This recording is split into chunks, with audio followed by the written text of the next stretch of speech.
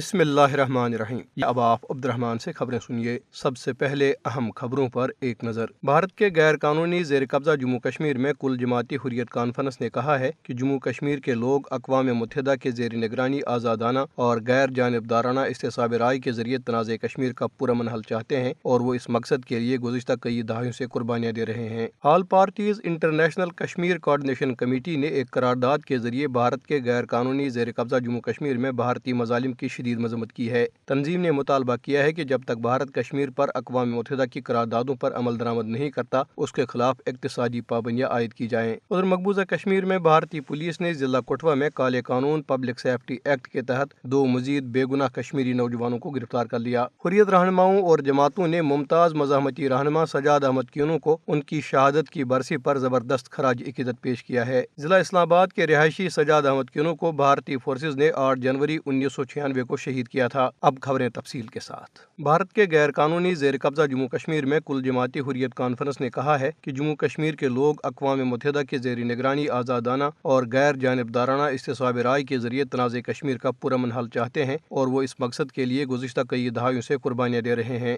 کل جماعتی حریت کانفرنس کے رہنماؤں اور تنظیموں نے سری نگر میں ایک اجلاس میں کہا ہے کہ بی جے پی کی بھارتی حکومت کشمیری مزاحمتی قیادت اور پاکستان کے خلاف جھوٹے بیانات اور پروپیگنڈے کے ذریعے عالمی برادری کو گمراہ کرنے کی کوشش کر رہی ہے۔ کل جماعتی حریت کانفرنس کے ترجمان ایڈوکیٹ عبدالرشید منہاس نے سری نگر میں ایک بیان میں کہا ہے کہ اجلاس کے دوران اس بات پر افسوس کا اظہار کیا گیا کہ بھارت نے کشمیریوں کا پیدائشی حق خود ارادیت طاقت کے بل پر دبا رکھا ہے اور وہ ان کی آواز کو فوجی طاقت کے بل پر دبانے کی مسلسل کوشش کر رہا ہے۔ انہوں نے کہا کہ اقوام متحدہ نے اپنی 1 درجن سے زائد قراردادوں میں کشمیریوں کے حق خود ارادیت کو تسلیم کیا ہے، خاص طور پر جو قرارداد 5 جنوری 1949 کو منظور کی گئی تھی۔ اجلاس میں کہا گیا ہے کہ بھارت نے بھی اقوام متحدہ کی قرارداد پر دستخط کیے ہیں، جبکہ پہلے بھارتی وزیر اعظم جواہر لال نہرو نے بھی کشمیریوں کے ساتھ خود ارادیت کے حق کو تسلیم کیا تھا۔ اجلاس میں بھارت پر زور دیا گیا ہے کہ وہ ہٹ درمی اور غیر حقیقت پسندانہ طرز عمل ترک کر کے کشمیریوں کے خلاف مظالم کا سلسلہ بند کر کے اور انہیں ان کا پیدائشی حق خود ارادیت دے۔ اجلاس کے شرکاء نے کہا ہے کہ مقبوضہ جموں کشمیر کے لوگ تنازع کشمیر کا پرامن حل چاہتے ہیں۔ مسائل کو باہمی گفتگو اور بات چیت کے ذریعے ہی حل کیا جا سکتا ہے،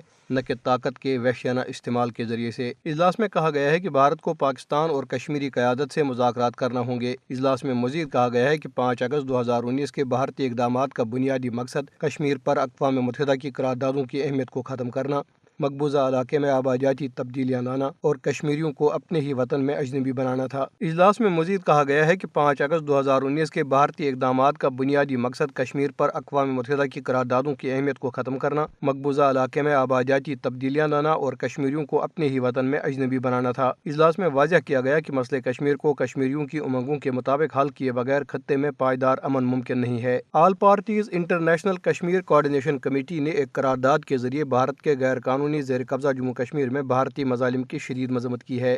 تنظیم نے مطالبہ کیا کہ جب تک بھارت کشمیریوں پر اقوام متحدہ کی قراردادوں پر عمل درآمد نہیں کرتا اس کے خلاف اقتصادی پابندیاں عائد کی جائیں۔ یہ قرارداد یوم حق خود ارادیت کے حوالے سے منعقدہ ایک آن لائن اجلاس کے دوران منظور کی گئی۔ اجلاس میں کشمیری عوام کی جدوجہد آزادی اور حق خود ارادیت کے لیے کمیٹی کی غیر متزلزل حمایت کا اعادہ کیا گیا۔ اجلاس کی صدارت کمیٹی کے صدر فہیم کیانی اور نظامت سیکرٹری جنرل خواجہ انعام الحق نے کی۔ حنیف راجہ MBE، محمد راجہ سکندر، مولانا فضل احمد قادری، سید ظفر حسین شاہ، محمد ایوب مسلم، اکرام الحق چودھری، شکیل چودھری، چودھری زاہد اقبال، سرفراز قیوم، زہیب صادق، انجینئر محمد یوسف، نذیر جوہر سمیت ممتاز سیاسی، سماجی اور مذہبی رہنماؤں نے اس میں شرکت کی۔ شرکاء نے ناقابل تنسیق حق خود ارادیت کے لیے کشمیریوں کی بہادرانہ جدوجہد پر انہیں شاندار خراج تحسین پیش کیا۔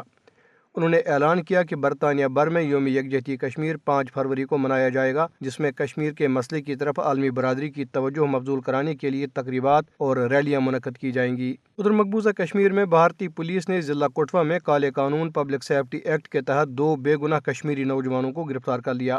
پولیس اہلکاروں نے محمد عباس اور فرمان علی نامی نوجوانوں کو ضلع کے 2 علاقوں سے گھر چھاپوں کے دوران گرفتار کر کے جموں کی کوٹ بلوال جیل میں بند کر دیا۔ پولیس نے دونوں کی گرفتاری کا جواز فراہم کرنے کے لیے ان پر عسکریت پسندوں کے لیے کام کرنے کا الزام عائد کیا۔